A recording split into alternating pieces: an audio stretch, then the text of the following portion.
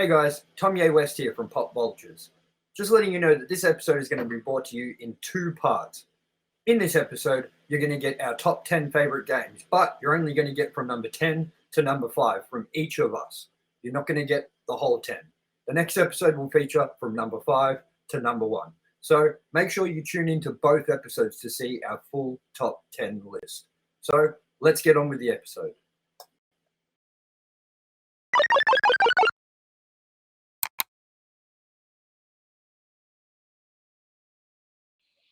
Hello everyone, we are Pop Vultures. We're a podcast all about pop culture, all about movies, video games, you name it. That's what we're all about. And here today, we are here to do one important thing, and that's give you guys our top 10 most loved video games of all time. Now, before we get into this episode, I want you to know that Alannis' top 10 is terrible. My top 10, on the other hand, stellar. Nah, your top 10's fine, mate. There's just a couple of ones that I'm going to query you on about. You wait for it. Everyone, this is Pop Vulture's top 10 video games of all time.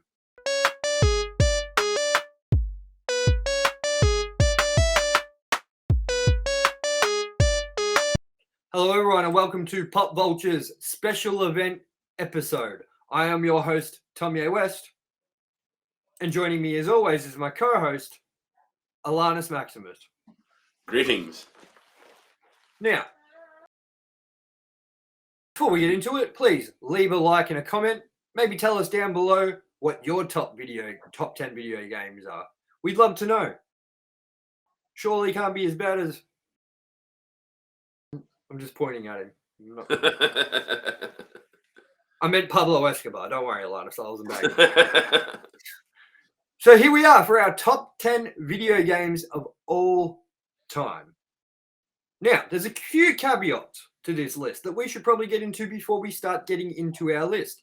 And that is that, first I'm going to let Alannis explain the way he tackled his list and the way he decided games go on and what games don't go on. And I want you to also remember that at the end of our list, we're going to be able to show you our honorable mentions, which kind of covers a few more areas of our top 10. So, Alannis, explain your top 10 list and how you came about it. Very kind of rushed. I don't think it would be possible for me to actually have a true top 10. But basically, the games I've either had the most fun with, always go back to, or have very fond memories of the story or the gameplay or the experience in general, I guess. But I could make this list again in a week and change it up probably again once I think of something else. It's been about 30 years of gaming, so yeah. Yeah, well, I was the same, man. Like, look, this is by no means a set in stone top 10 list for me. I would have to go through my entire game category, like my catalog of games from when I first got the Super Nintendo, the Mario All-Stars box that came with Mario All-Stars box in it, with the yellow box, the Mario one. I got that. That was my first console. Then I got the Nintendo 64. I would have to start all the way back then. And while some of those made my list in certain ways and stuff like that, the way I tackled my list is I went back, I thought back on what games I always think about. I always want to replay. I always go to download and replay. Games that stuck with me, games that I completed more than once, games that kind of took over my life for a while. And my earlier years of gaming, such as with the Super Nintendo and Nintendo 64 and stuff, like, while I have fond memories of those games, they were just the games that were out at that time. And you played them because you like video games. But now that I've gotten older, I realize that none of those games really fit into my top 10 list because I never finished any of them except for maybe a couple like Diddy Kong Racing, Lilac Wars, Donkey Kong Country. Like, I finished those games, but would I go back and play them now? Maybe Diddy Kong Racing, but They're not my favorite games by any means, but I still try to give credit to some of them if possible. That's my rationale how I came up with my list. So majority of my games are from the, you know, 360 era sort of thing and upwards, like the Wii 360 era, PS3, like and upwards. But I've made sure to put some down that I feel I need to put down as at least honorable mentions from further in the past. How do you think that rationale sounds? I think that feels fair. Cool. So with that, let's get into our top 10 games of all time. So we're going to get into it straight away with my top 10. Number 10. You will die, Medunamun. Die, you bastard! So, as you can see, that was Assassin's Creed Origins. Now, before I get into my thoughts and why this made it onto my list, Alannis, you recently filled me in that you did not like Origins, and I would like to hear your take on why that is. I don't think dislike is the right word. More just didn't have the time for. I might go back and play it one day, but it's more just there's a lot to do in that game, and there's other games with a lot to do that I think I haven't finished yet, and it's just never made it into the list. Like, I think I actually own it. It's one of those games that appeared in my game library on Xbox that I never bought, but appeared. So, I mean, it's an omen I should play it, but yeah, I've never gotten around to it. But You need to do it. yeah. Look, people will say it's slow to get going, and people are like, if a game takes 3 or 4 hours before you're like, oh, this is good, then some people will say that it's not worth your time. People will say that doesn't make it a good game. I think it's kind of better than what people perceive as the better game, which is Assassin's Creed Odyssey, because Odyssey kind of goes, welcome to the game, go. And there's that much. By the time you've gone to your first like main story objective, there's a side quest, another side quest. By the time you get back, you're like, what the fuck, man? Like, you know, there's no structure here yet. It's just like thrown at you. And while that's cool and whatever, it doesn't work as well to me, where other people were complaining about this, which is as Bayark in Assassin's Creed Origins, you start off in your sort of home little village town thing. And then you're forced to leave that part when you have done enough in that area when the map opens up and you go to Alexandria and you go to all these other places, but it just feels more like progressional. You know what I mean? Like, it doesn't feel like it's just like, okay, there you go, run around wherever you want. Like, I just feel like Origins might have a slow starting, but once you get into that game, there is so much cool shit to do. There is so much fun stuff. The game is stellar.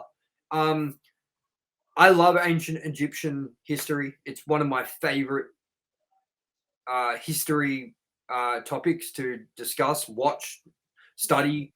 Like, the amount of documentaries and stuff I've watched on ancient Egypt, Valley of the Kings, you know, the tombs, the pyramids of Giza, like everything. Like, and to be able to go visit those places, and they're very authentic for the time period as well.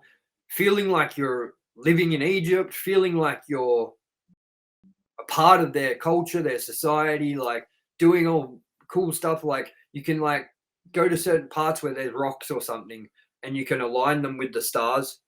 And there's like certain ways and you align them, and there's like certain amount of those you have to do throughout the game. And like, there's certain like secret temples where you find all your treasure and equipment, and it's just like awesome. Yeah. And then Odyssey came along, and it was ancient Greek mythology, but it wasn't history, it was mythology. And I don't like mythology as much as I like real history. You know what I mean?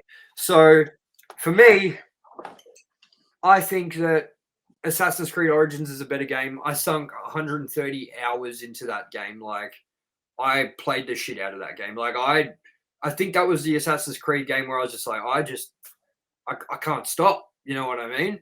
And the ending was fantastic on it.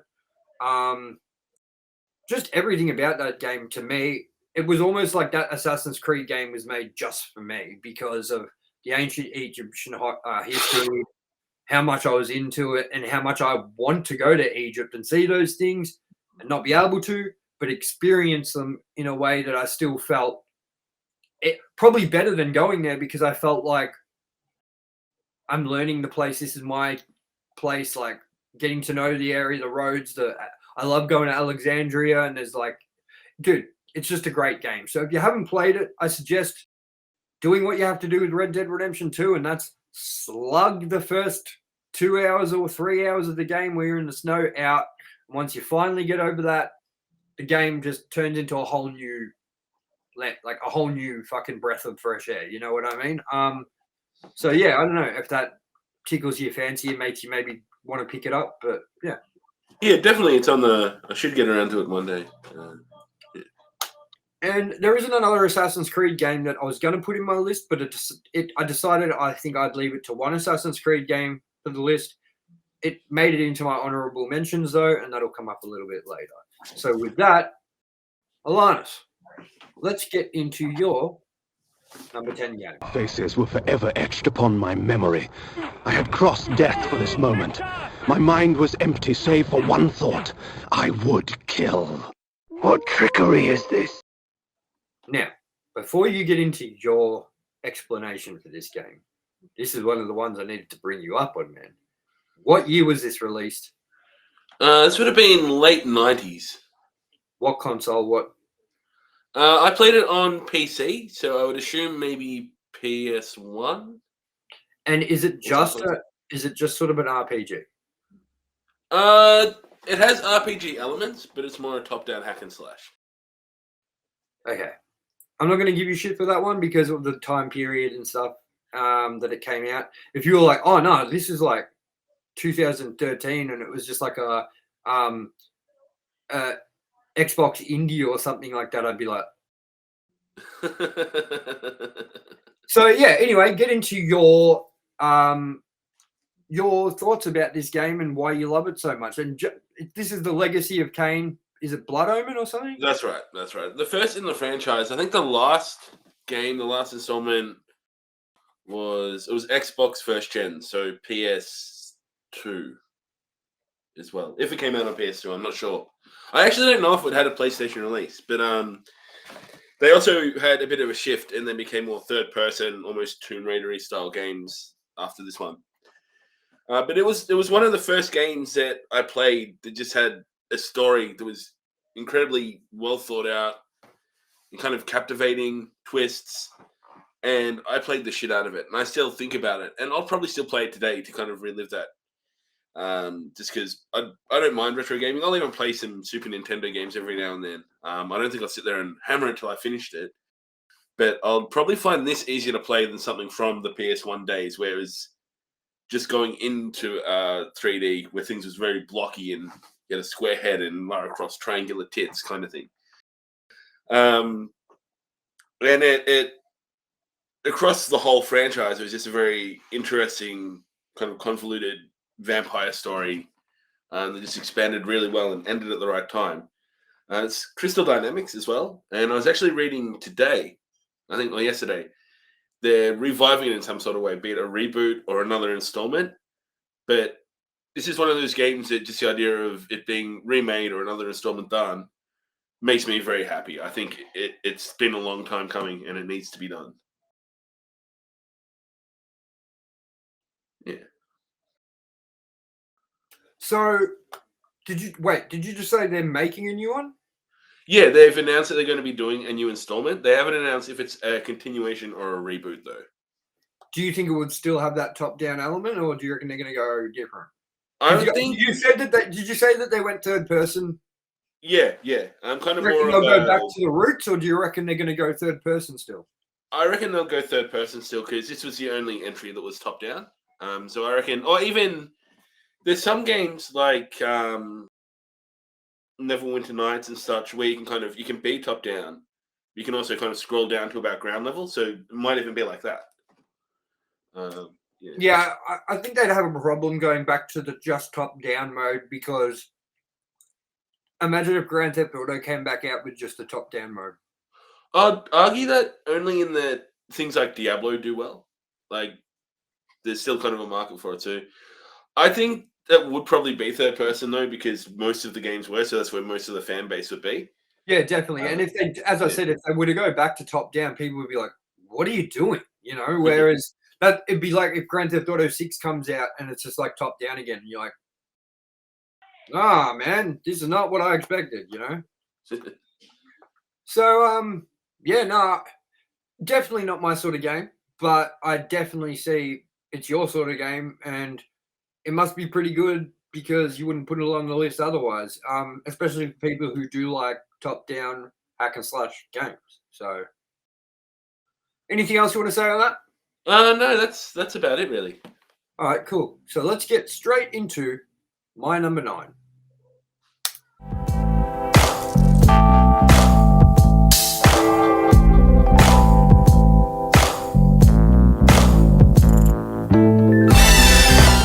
Now, this is a no-brainer for everybody. I'm surprised it didn't even come across your list, man. It's one of the ones that it could be in there at a point, or if we extend it to top 20, it could be in there. But I almost feel like it would have made your list had we got it and never gotten another copy of it again. possibly, yeah. Having it re-released and re-released and re-released and seeing them milk GTA Online and we're waiting this long for GTA 6 and things, that must have sort of put a sour taste in your mouth, yeah? A little bit, yes.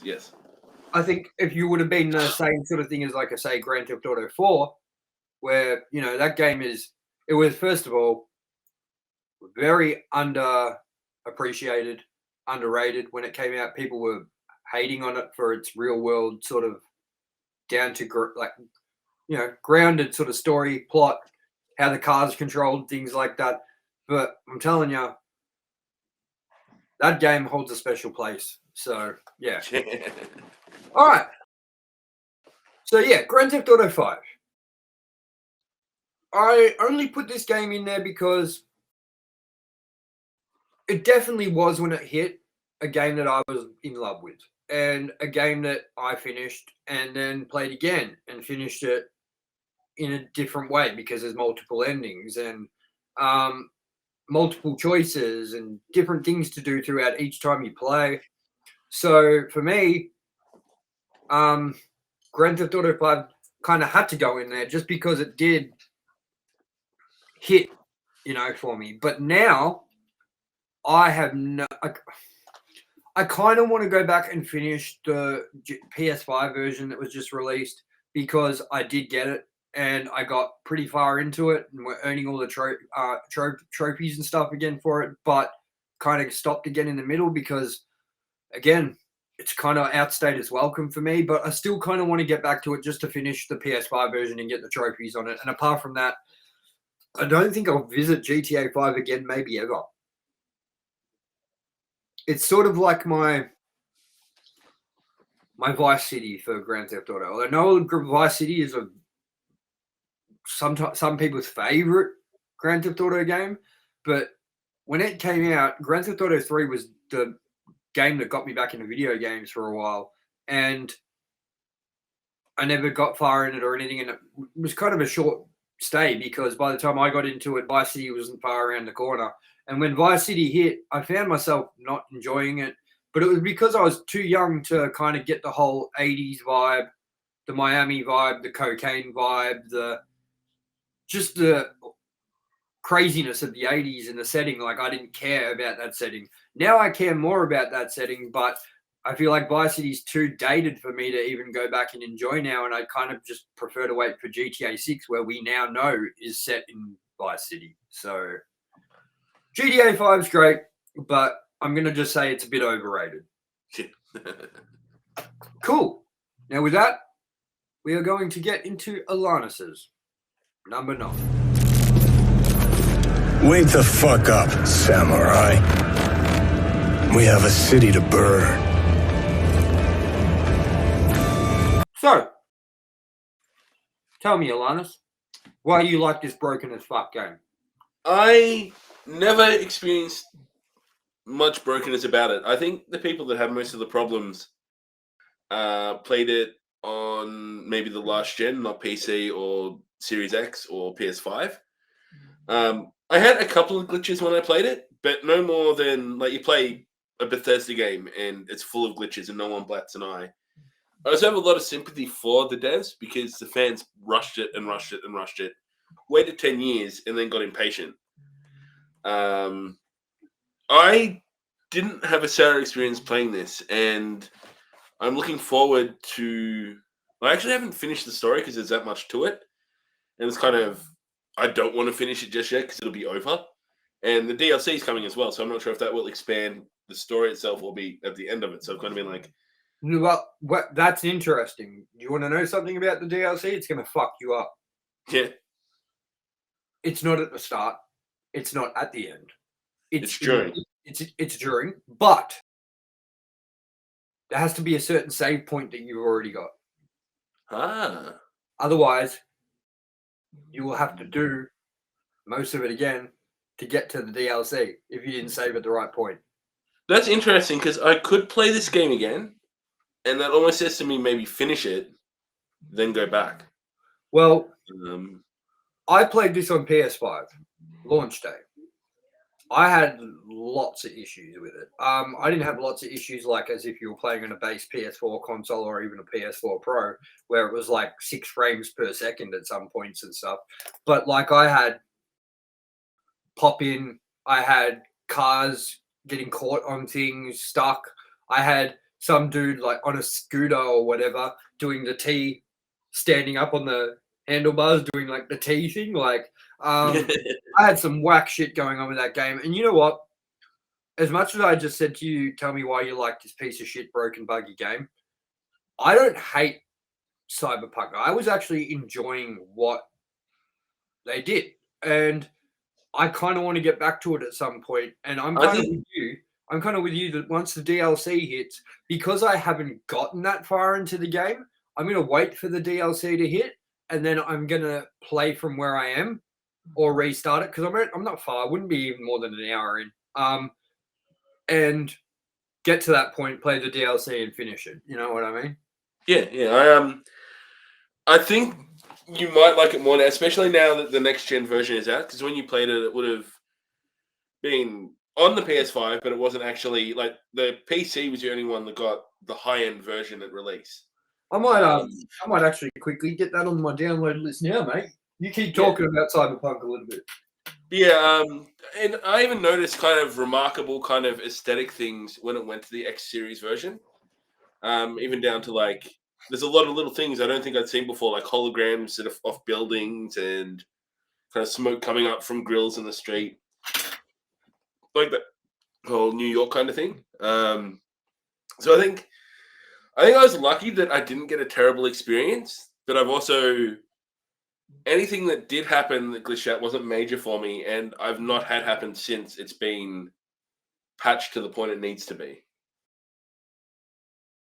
Yeah, well, it was the sort of game that I wish I waited to play, for when it was good, and I wish I didn't pre-order it, but because it turned me off. You know, and it's taking me a while to get back to the point where I'm ready to give it another go. You know, I would have loved for this game to hit properly. You know, I'm not a fan of The Witcher at all. I didn't play The Witcher 3.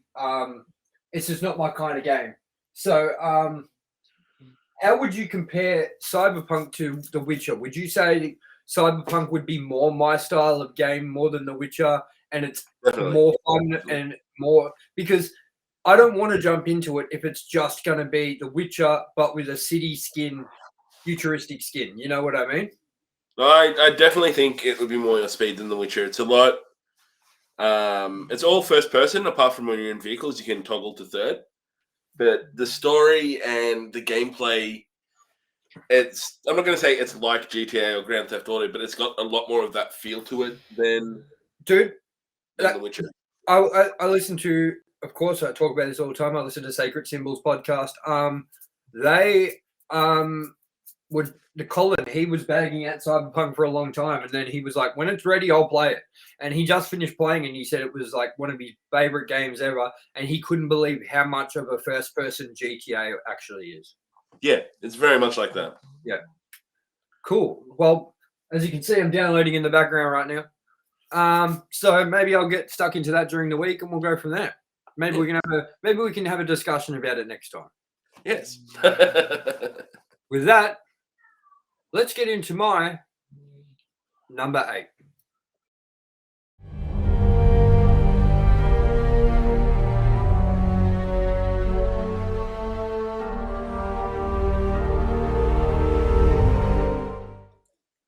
Now, Resident Evil Village. What can I say?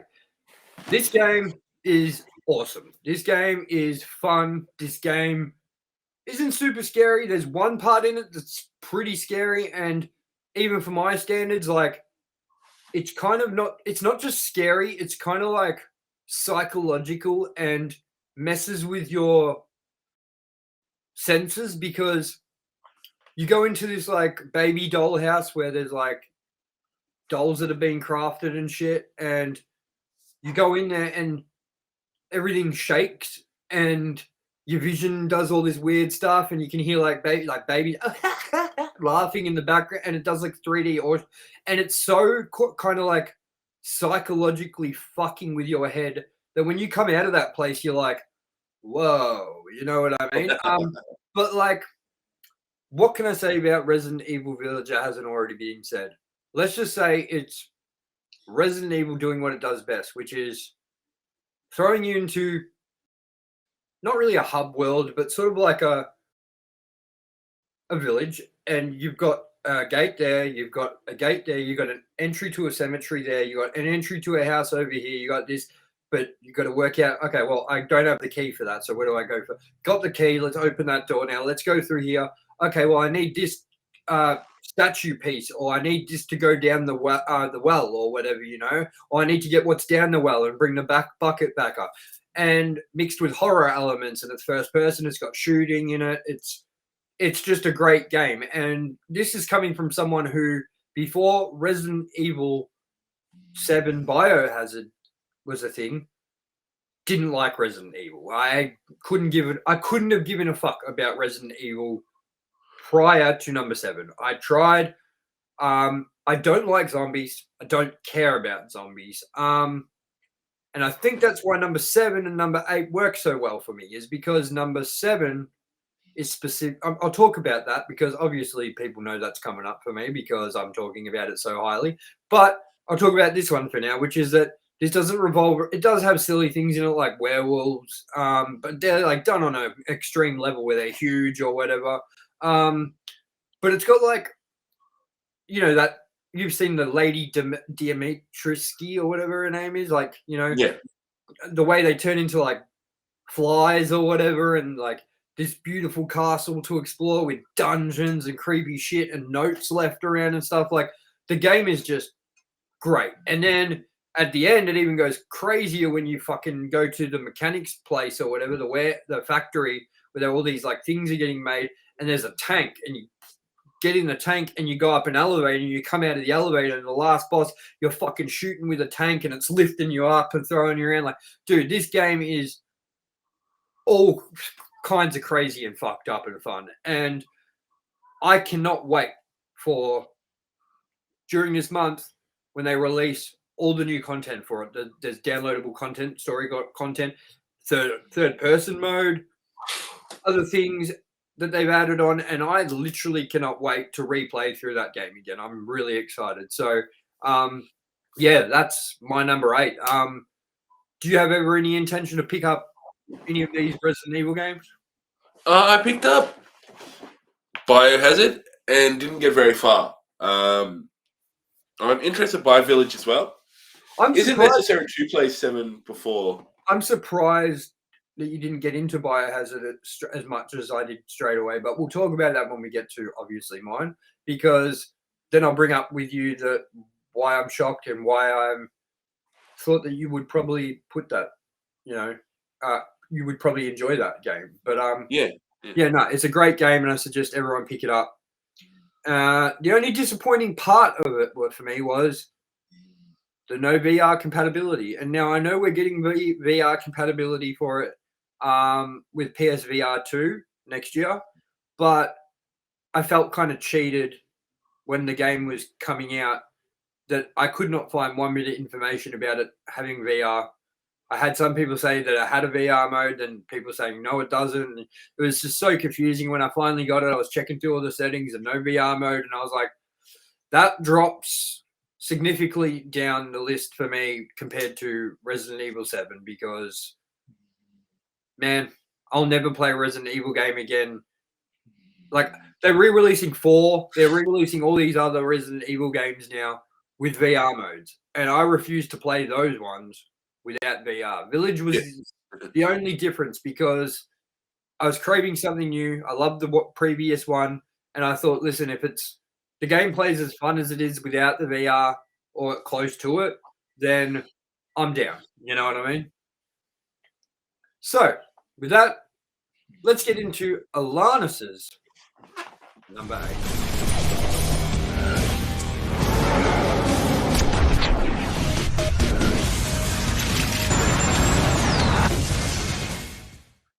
So, Alannis, fill us in with your thoughts and why you love this game so much, Spec Ops: The Line. It is a in gameplay. It's a third-person shooter set in, I think, Dubai. But it's basically one of the only war games I see where consistently hands through it that war is not good, war is ugly, war is fucked up, and even the hero does really bad things. And I'm intentionally not going to go into the story too much for this because it would give away the experience for anyone watching and if you ever played it.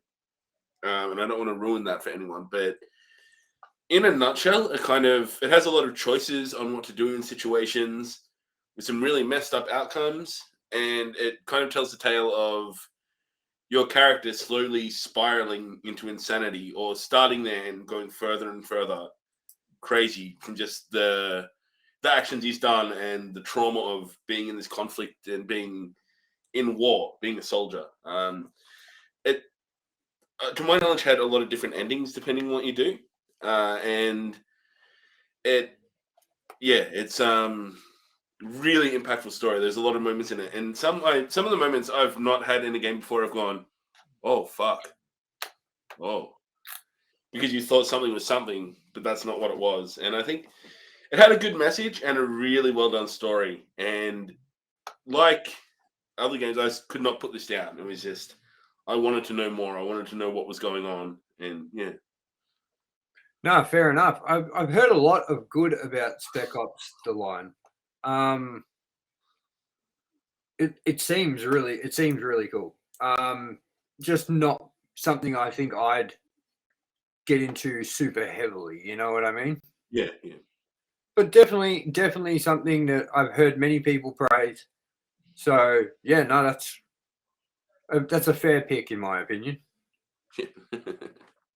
And cool. Well, I'm going to get into my number 7, and fittingly, the game is number 7 in their franchise. If you get what I'm saying. 7. You know what I'm saying? 7. Fuck you, he's 7. Be careful. They'll be looking for you.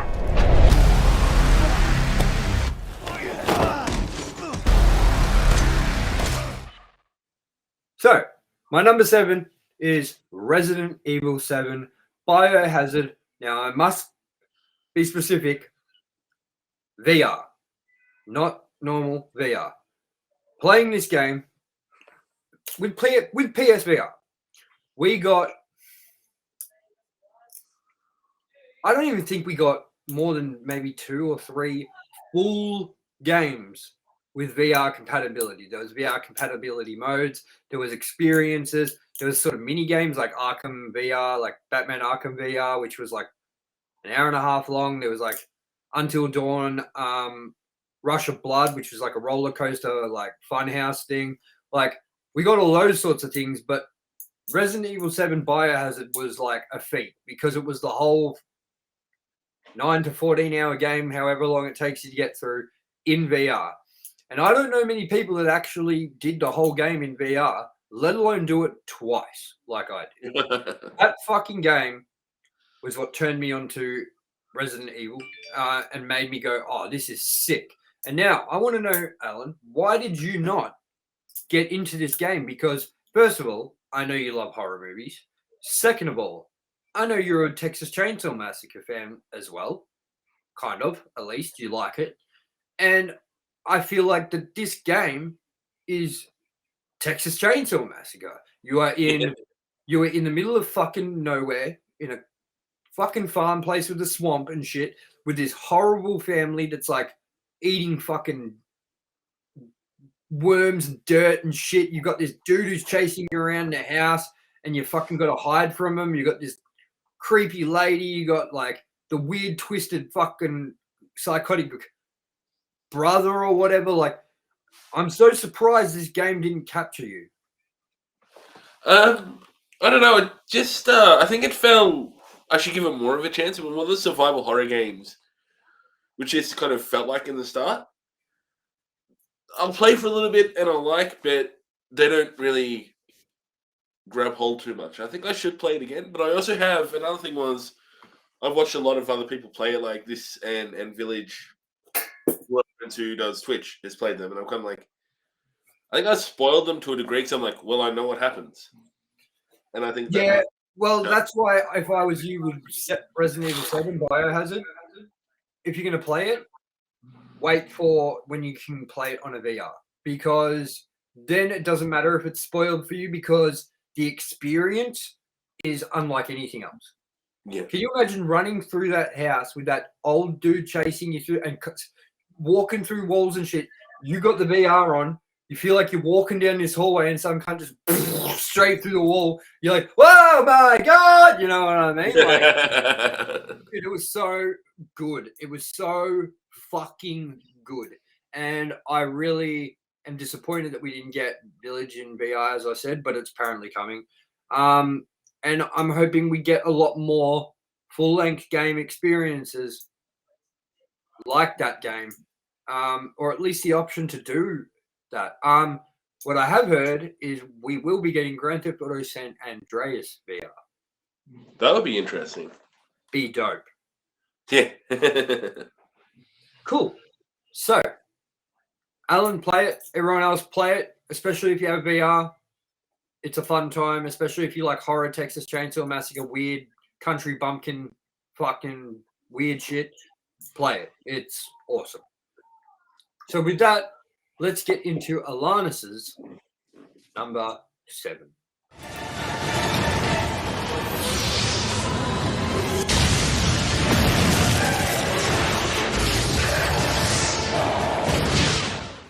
So, Marvel Ultimate Alliance 2.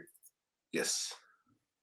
I've heard a lot about this game, and I have heard a lot of people say that this is their favorite game ever, or it's a fighting game, yeah. It's kind of a squad-based, top-down. MMO.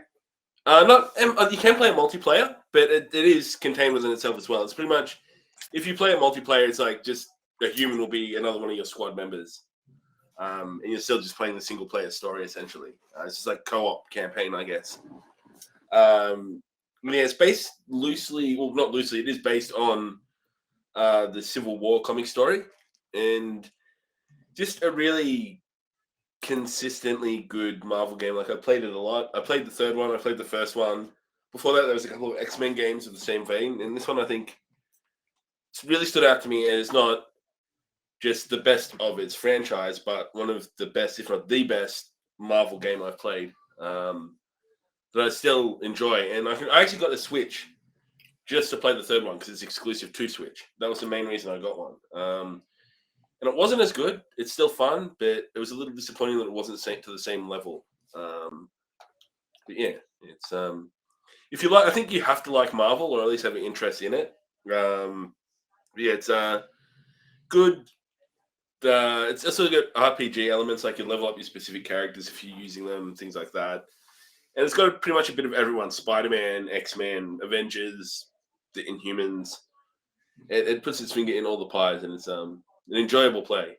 I thought you were going to say it puts its fingers somewhere else. No,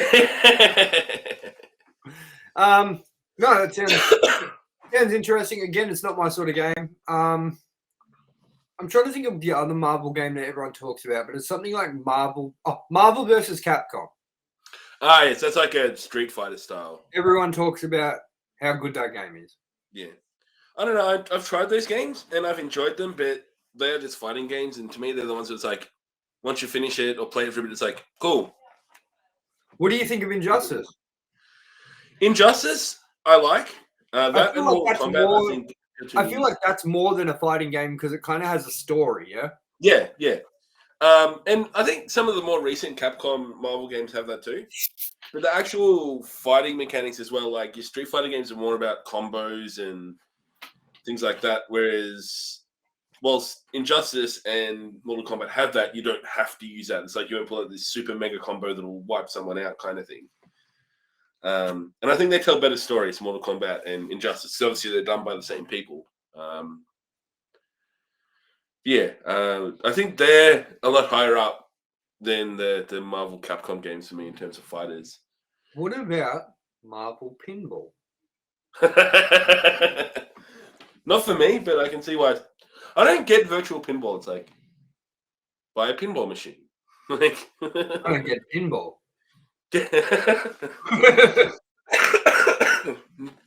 And before we continue, I'm sorry that I am dying. I've gotten myself sick again. Yeah, I was about to say, Alana, would you fucking get over it, mate? I blame Pikachu. He came in and poisoned I told you, man. He's gone to bio-warfare. I told you after you bagged out Pikachu for Detective Pikachu. And by the way, everyone go check that review out. It should be out by the time this is out. We had a special guest on, and our boy Pikachu rocked up. We couldn't believe it. And he gave Alan a piece of his mind, and he said he was going to get Alan. And now Alan's sick. I wouldn't be surprised if Alan wakes up tomorrow and he's yellow and got red cheeks and a fucking tail. Huh. Then I could eat myself and finally find out what Pikachu tastes like. Alan Chew. All right.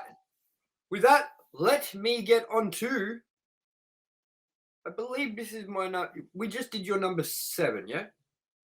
Correct. Well, now we're on to my number 6. America? I guess they don't have the fighting spirit no more. They just do whatever the fucking Fuhrer tells them to do.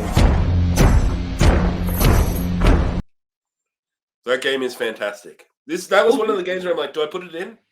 I know Tom will put it in, so I... Wolfenstein 2, the new Colossus. Now, before I get into why I like this more than Wolfenstein, the new... Is it the New Order or the New Blood? New Order, then there's the prequel to the New Order, which is the New Blood. Not the Old Blood. And it's like shorter, yeah? Yeah. Okay, so the New Order. I love that game. It was fantastic. I got frustrated in moments of it, especially at the start with the plane thing, which takes way too long. And then, do you remember the bit in Wolfenstein: The New Order where you get into the hangar with all the helicopters, and then you've got all those giant mecha fucking robots coming at you, and you're jumping from helicopter to helicopter in this like shed, and they just keep coming like. Rrr, rrr, rrr. I got stuck on that, man, and I just gave up. And then I came back to it like 2 weeks later and did it straight away. And I thought the game was great. I thought BJ Blazkowicz was great. I thought the whole story was good. But then when Wolfenstein 2, the new Colossus came along, and we kind of gotten to see what the Fourth Reich would be, what we got to see with going into space, meeting Hitler in space, having the chance to kill Hitler by curb stomping him on the fucking ground. You're not supposed to do that. You failed the mission, but I did it anyway. And I think you get a trophy for that too, or an achievement. I love the 60s or whatever 50s setting where you go to the diner and you're ordering at the diner, and then the Nazi comes up and he's questioning you about your papers at the diner and all the flags. And that part you just saw, I'm just going to quickly play that video clip again. America? I guess they don't have the fighting spirit no more. They just do whatever the fucking Fuhrer tells them to do. So all the confetti in the air, the parade, all the Third Reich stuff, the Fourth Reich stuff, like seeing Hitler, he's sick, you know, he's not well, he even lies down at the end of it. It's just like, roar. I don't know, man. I just felt like they took Wolfenstein: The New Order, made a sequel to it, and they just improved on it in every fucking single way. Absolutely. And the dream sequence when you get beheaded and you haven't actually broken free in that twist. Yes. Yeah. And when you find out, and when you get to see like the thing of like the dog, like when you're young and you've got the dog and your dad is abusive to you, and the whole story was told great. Everything in that game is great. I fucking love that game. And I'm not big into first-person shooters. I love Call of Duty Online. I don't love it as much as I used to. But I used to be in like Australia's #1 Call of Duty team for many years, and I was really good at Call of Duty. And this is around Modern Warfare 2 era. And no. I'm not talking about Modern Warfare 2 that's coming out now. I'm talking about Modern Warfare 2 from 2007 or 2008. Modern Warfare 2, Black Ops. And then I hated Modern Warfare 3, and then Black Ops 2 was all right.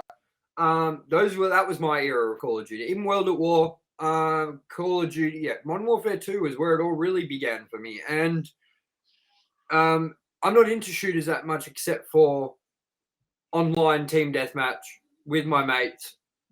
All gotta be a full team, you know, having fun, bagging people out. But this game, first-person shooter, Wolfenstein. First of all, just a little PSA here. I am half German.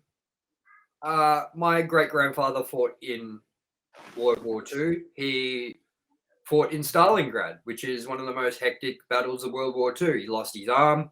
I've been to Germany. I've met them all. I have a very close connection to Germany history. I love it. I love this work. I love learning about World War II.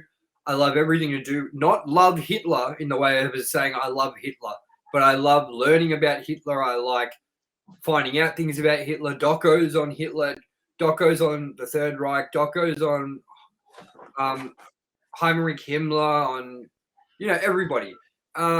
And Germany itself at that time. And I love seeing what America could have potentially been turned into had it been sort of Germanized, you know what I mean?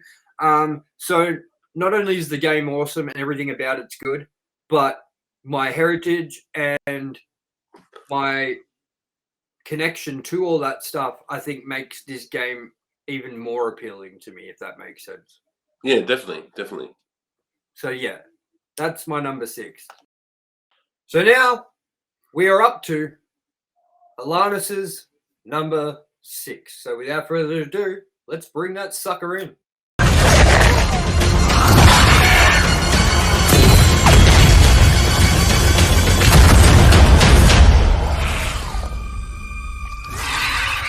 So, Alannis, XCOM 2, how'd you arrive at this decision? I've always been a fan of the franchise. They started back when I was a kid, and they were super bullshit hard. And I think like on my first 386 computer, I was playing it. So it's like years and years ago. And I was super wrapped when they released Firaxis. Revived it with the first XCOM. Now they've come out with this one, and another company. The company that originally did XCOM also have another game called Phoenix Point, which is similar.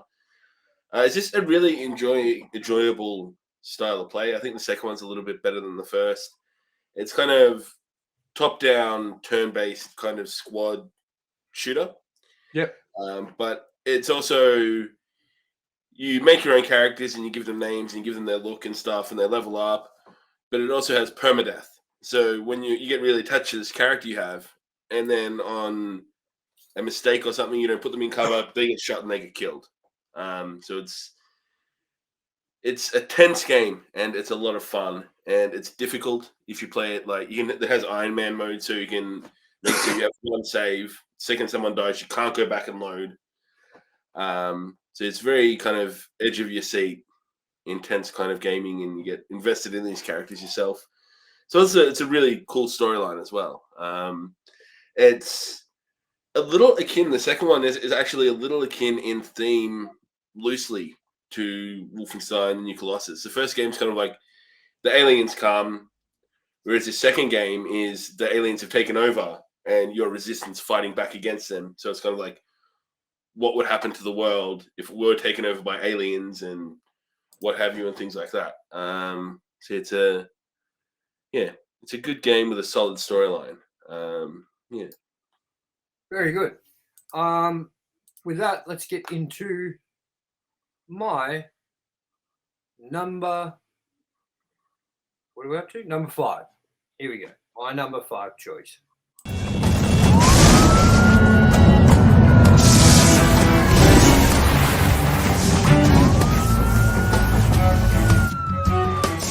Infamous 2 came out on the PlayStation 3. Now, why Infamous 2 and not Infamous? Why Infamous 2 and not Infamous Second Son? Well, let me tell you. Why not Prototype? I'm going to bring that up. I'm bringing that up too. Don't worry, I've got that covered. Now, back then, if you're an Xbox guy, you're most likely a Prototype guy.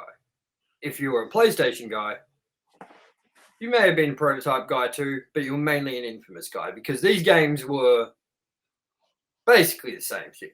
And Infamous 1 was the same sort of thing that I compare Assassin's Creed 1 to, which is that it was the same 3 things you do over and over and over and over and over throughout the whole game. And while it was fun and all that shit and leveling up your powers, it just wasn't as captivating as number 2, where number 2, sort of a New Orleans setting, better story.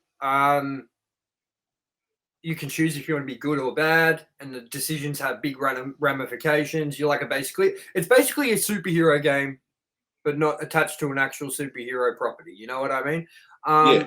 And it's just a great fucking game. And I have been dying for an Infamous 2 remaster, like remake, whatever, or bringing Cole back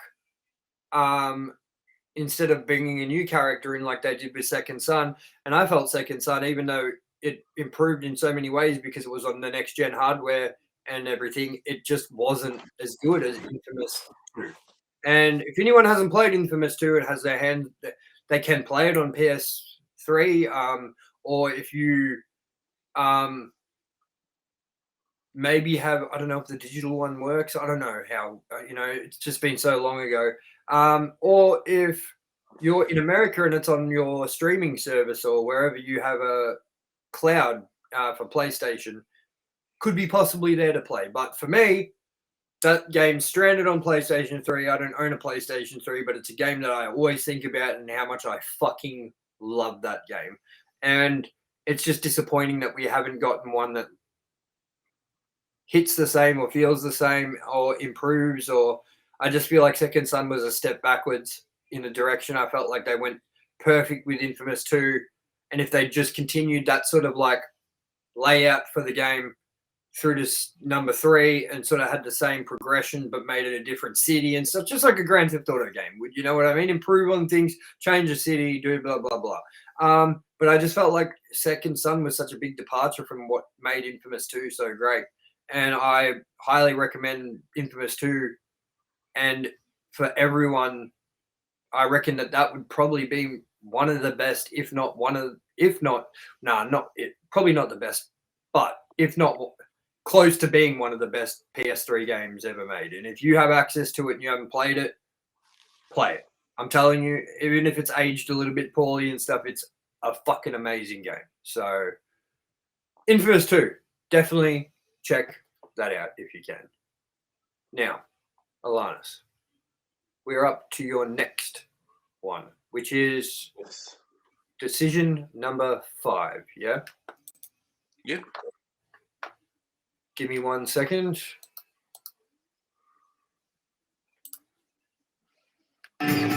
All right. So, this is Alannis's number 5. I believe this is right. You're the only one of these fools that I trust.